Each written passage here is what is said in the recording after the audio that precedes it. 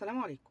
في حياتنا بنبقى فاكرين اننا لما نلاقي فرصة كويسة ونتمسك بيها يبقى كده الدنيا ابتسمت لنا.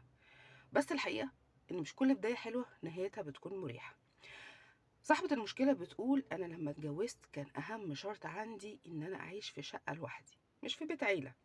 وده كان بالنسبة لي خط احمر ان انا اسكن مع اهل جوزي في نفس البيت.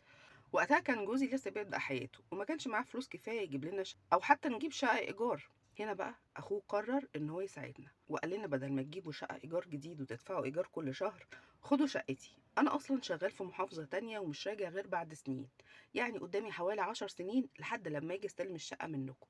شطبوها زي ما انتوا عايزين وعيشوا فيها لحد ما ربنا يكرمكم، قدامكم 10 سنين لحد ما ربنا يكرمكم وتظبطوا نفسكم. الكلام ده وقتها كان زي طوق نجاة بالنسبة لنا.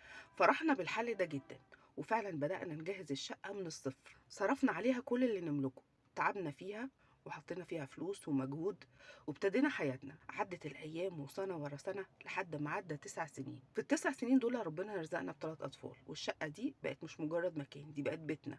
ذكرياتنا فيها، كل تفاصيل حياتنا كانت فيها.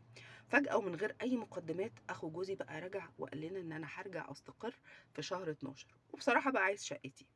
الكلام ده بقى وقع علينا زي الصدمة. جوزي قال له طب واحنا نروح فين بال3 عيال؟ رد عليه بكل بساطة وقال له طب ما انا كنت مديلك فرصة 9 سنين، ما أمنتش نفسك ليه؟ انا عملت اللي عليا وزيادة. ساعتها بقى حسينا ان الارض كلها بتتسحب من تحت رجلينا. ازاي نسيب بيتنا اللي عشنا فيه العمر ده كله؟ ازاي نرجع لنقطة الصفر تاني ومعانا 3 أطفال؟ المهم رحنا لمحامي وحكينا له اللي حصل، وقال لنا الحل الوحيد ان احنا نرفع قضية وضع يد، خصوصا بقى ان احنا قاعدين بقالنا سنين طويلة فيها وعندنا شهود على كده. المحامي بقى طمنا شوية وقال ان القانون ممكن يكون في صفنا، بس في نفس الوقت حذرنا تحذير واضح جدا. قال لنا اياكم تسيبوا الشقة دي او تخرجوا منها لان ده هيضيع حقكم. وفي نفس الوقت قال ان القضايا دي بتاخد وقت طويل، ولازم نصبر ونماطل لحد لما ال10 سنين دول يخلصوا. بس المشكلة بقى إن أخو جوزي مش سايبنا في حالنا، وضاغط علينا ضغط مستمر، عايزنا نخرج غصب عننا قبل شهر 12 عشان هو يستلم الشقة. احنا دلوقتي بقى مش عارفين نعمل ايه. احنا قدامنا طريقين: يا نكمل في سكة المحاكم اللي مش مضمونة، يا نبدأ حياتنا من جديد ونسيب الشقة.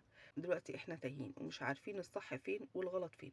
هل نكمل ونحارب علشان حقنا، ولا ننسحب ونحافظ على العلاقة العائلية حتى لو على حساب استقرار؟ بصراحة أنا مش عارفة حق ايه اللي انتي بتتكلمي فيه.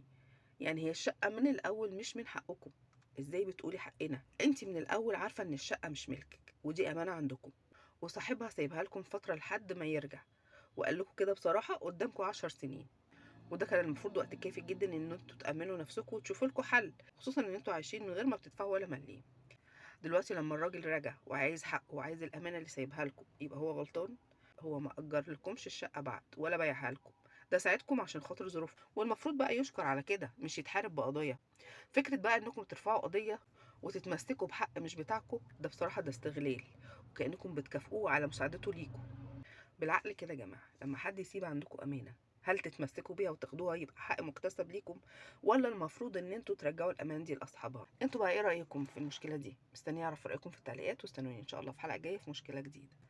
والسلام عليكم.